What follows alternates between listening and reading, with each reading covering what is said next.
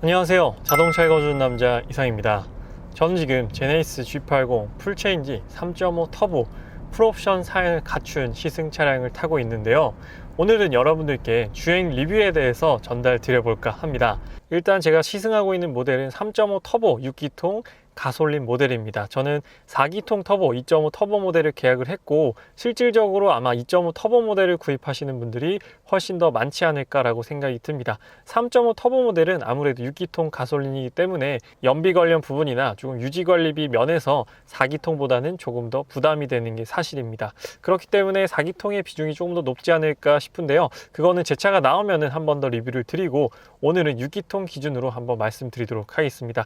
엔진만 다르고 나머지 부분들은 뭐 똑같이 공유하는 부분도 많기 때문에 조금 도움을 드릴 수 있을 것 같아요. 일단 6기통 엔진 같은 경우에는 시동을 걸었을 때 정말로 정숙하다라는 게 아마 어떤 분이 타시더라도 공통적으로 동일하게 느낄 수 있는 특징이다 라고 생각이 됩니다.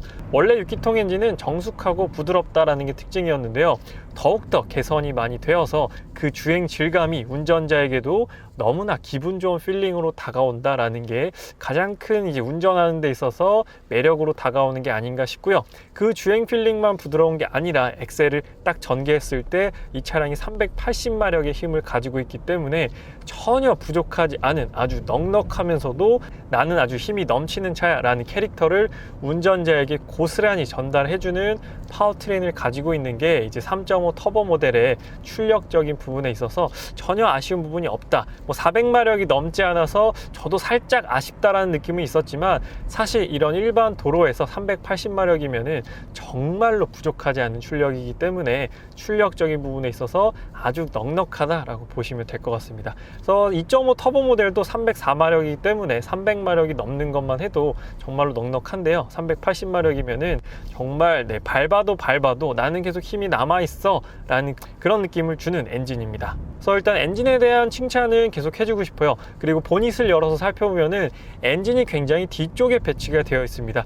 프론트 미드십이라고 얘기해도 될 정도로 엔진이 서스펜션 쇼버보다도 더 뒤쪽에 마련되어 있어요. 그래서 3세대 플랫폼이 적용되면서 무게중심을 낮추기도 했지만, 차에서 가장 무거운 부품이 사실 엔진이잖아요. 엔진을 굉장히 뒤쪽, 이 운전자 쪽으로 배치를 하면서 무게중심을 더 낮추고 가운데로 밀면서 더욱더 주행 성능에 있어서 퍼포먼스를 발휘할 수 있게끔 구조 설계를 했다라는 부분도 보닛을 열었을 때 가장 놀랍게 다가오는 부분이었습니다. 그래서 엔진의 필링이나 출력 부분에만 신경을 쓴 게 아니라 이런 구조적인 특징에까지도 신경을 썼다라는 게 이번 제네시스 G80 풀체인지의 가장 큰 특징이 아닐까 싶어요. 이제 거칠에만 신경 쓴 게 아니라 정말로 그 차량의 본질, 달리기 성능, 그리고 구조적인 측면까지도 고려해서 만든 차가 바로 제네시스 G80 풀체인지다 라는 생각이 들고요. 이 차 같은 경우에는 이제 독일의 니르부르크링에서도 굉장히 많은 담금질을 했다라고 언론에서도 얘기를 했고, 현대자동차 내에서도 이제 알고 있는 사실입니다. 그렇기 때문에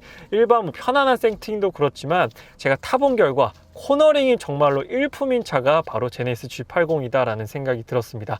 현대 기아, 여태까지 제가 타봤던 현대 기아 모든 차를 통틀어서 코너링과 핸들링이 가장 재미있는 차다.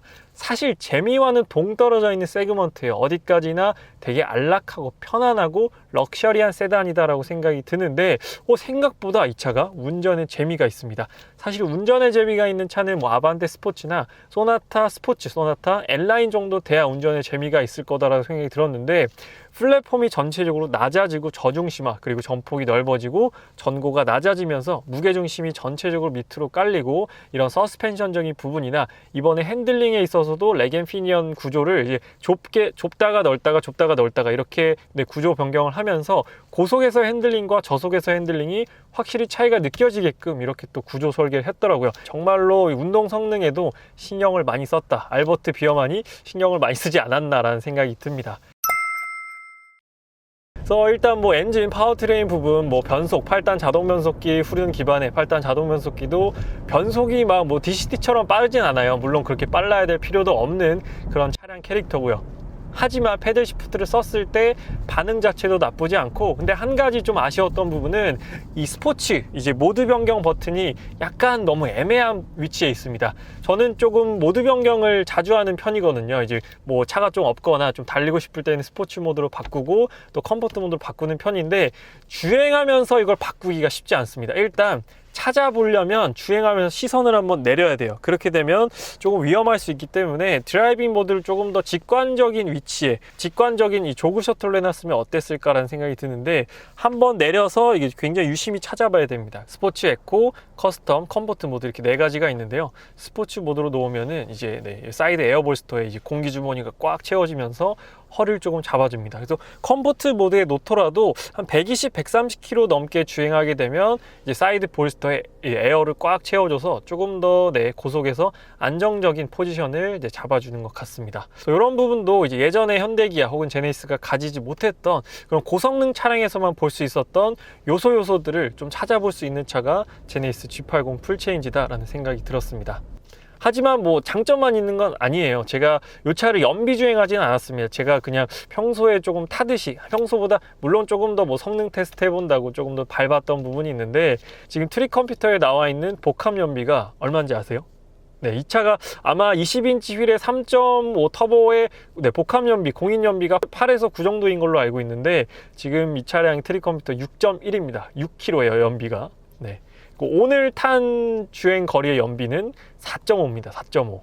네, 처참하죠. 네, 3일간 총 주행했던 연비는 6.1km고 오늘 주행한 연비는 4.5km입니다.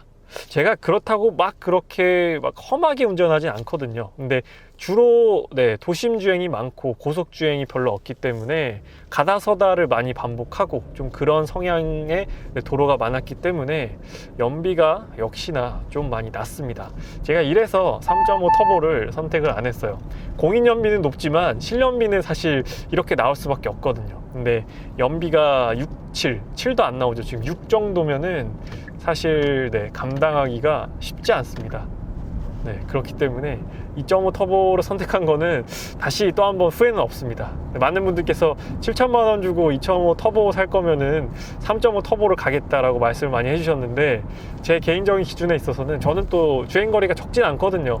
매일 이걸로 또 출퇴근을 하기 때문에, 그래서 연비가 좀 많이 부담스러운 부분이라서, 물론 또 이 정도 가격을 타면서 연비를 뭐 신경을 쓰냐 하시는 분들도 계시겠지만 신경을 안 쓸 수 없습니다.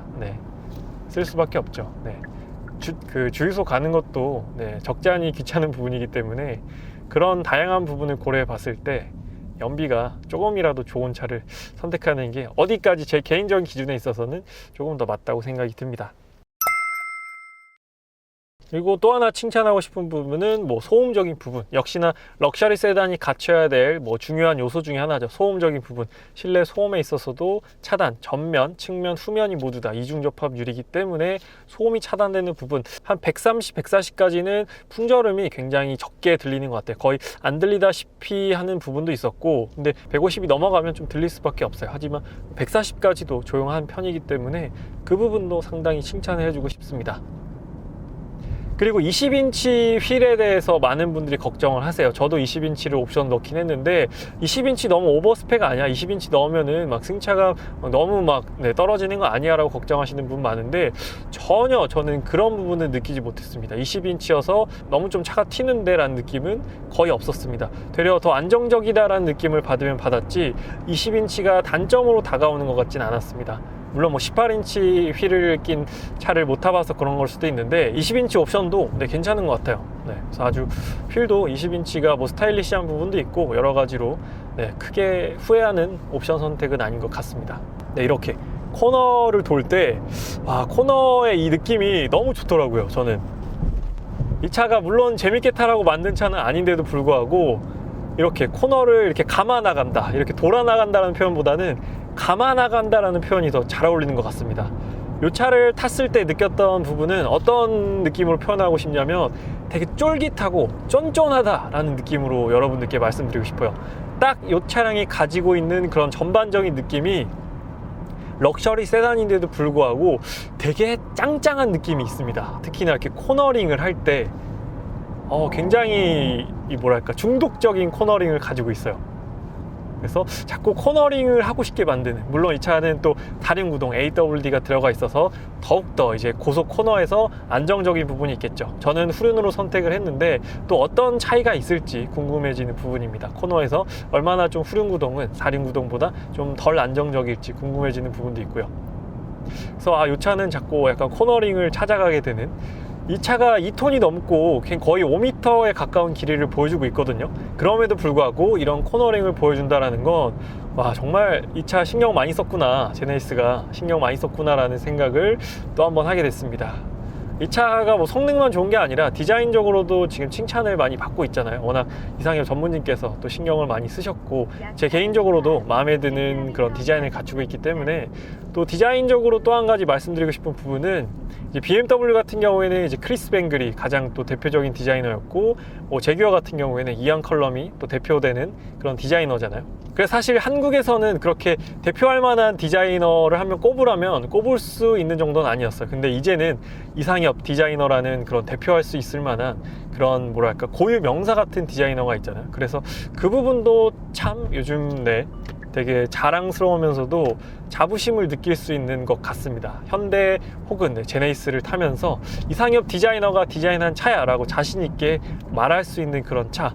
이제 제규어도 그렇잖아요. 이안 컬럼이 디자인한 차야, BMW도 뭐 크리스 뱅글이 디자인한 차야 라고 자신 있게 말하는 것처럼, 제네시스도 이상엽 디자이너가 디자인한 차야 라는 자부심을 가질 수 있는 또 그런 브랜드가 되지 않았나. 그만큼 디자인이 매력적이고 멋지기 때문에 자신 있게 또 오너들이 얘기할 수 있는 그런 특징을 가지고 있지 않은가 라고 생각이 듭니다.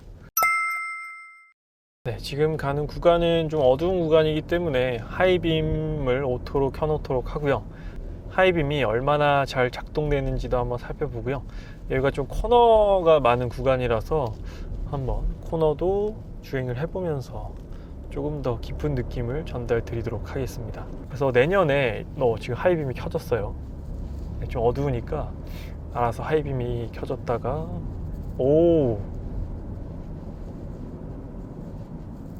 제가 알기로 여기 양쪽에 16개 LED가 적용되어 있는 걸로 알고 있는데, LED가 꺼지고 켜지는 게 지금 눈에 보입니다.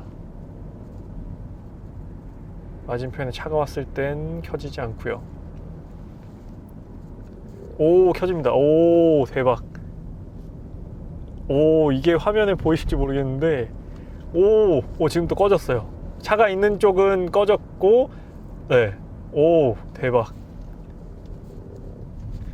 벤츠의 멀티빔 LED가 이런 부분에 있어 거의 선구자잖아요. 근데 멀티빔 LED 못지 않습니다. 이게 눈에 보여요. 이렇게 착착착 켜지고 착착착 꺼지는 게 굉장히 이건 꼭 한번 보셨으면 좋겠어요. 지금도 켜졌어요. 이렇게 쫙 켜지고 코너링 보러 갔다가 지금 헤드라이트에 놀라고 있습니다. 여기가 굉장히 어둡거든요. 근데 오른쪽을 굉장히 밝게 비춰줍니다. 이걸 카메라에 잘 담겼어야 하는데 지금도 꺼졌어요. 너무 멋있는 것 같습니다. 벤츠의 멀티빔 LED를 통해서도 경험을 하긴 했지만, 현대도 멀티빔 LED 못지 않은 LED 기술을 보여주고 있어요. 물론 LED의 개수는 멀티빔 LED보다 훨씬 적지만, 그래도 기능적으로는 지금도 이렇게 쫙 꺼지고 이거 아주 멋진데요. 이 멀티빔 LED 못지않은 제네시스의 LED 헤드램프 아주 매력적입니다. 여기 안 왔으면 모를 뻔했습니다. 다시 켜졌어요. 혹시나 제네시스 G80을 출고 받으셨거나 어두운 곳에서 주행하실 일이 있으시다면 꼭 하이빔 어시스트를 켜고, 지금 반대편에 차가 오니까 그쪽만 또 꺼졌어요. 근데 또 차가 지나가니까 다시 LED가 쫙 켜졌습니다. 정말 똑똑한데요. 지금 또 꺼졌습니다. 타면 탈수록 참 매력적인 부분이 계속 눈에 보이는 그런 차인 것 같습니다. 물론 다른 뭐 수입차 브랜드들은 이미 다 갖고 있는 기술이긴 해요. 근데 현대, 기아, 제네시스가 좀 늦긴 했죠. 그래도 네, 이렇게 적용해줬다라는 데 의의를 두고 있습니다. 오, 네. 뭐 주행 성능도 그렇고 여러 가지로 네, 부족한 부분은 크게 못 느낄 정도로 네, 어이구, 네. 만족스러운 여러 가지 옵션과 퍼포먼스와 출력과 다양한 면모를 다 갖추고 있습니다.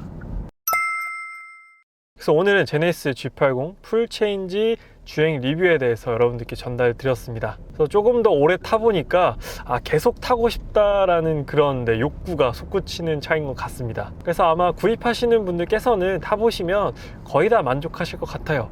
제네시스가 이 정도까지 올라왔구나 라고 생각이 들 만큼 만족을 느끼실 수 있는 그런 매력적인 차가 아주 잘 나온 것 같습니다. 그래서 제네시스 G80 주행 성능이나 이런 안전 기능들이 직접 궁금하신 분들께서는 꼭 한번 시승해 보시면서 경험하시는 걸 추천을 드리고요. 제네시스 G80 풀체인지 주행 리뷰는 여기서 마무리하도록 하겠습니다. 지금까지 자동차 읽어주는 남자 이상이었습니다. 시청해 주셔서 감사합니다.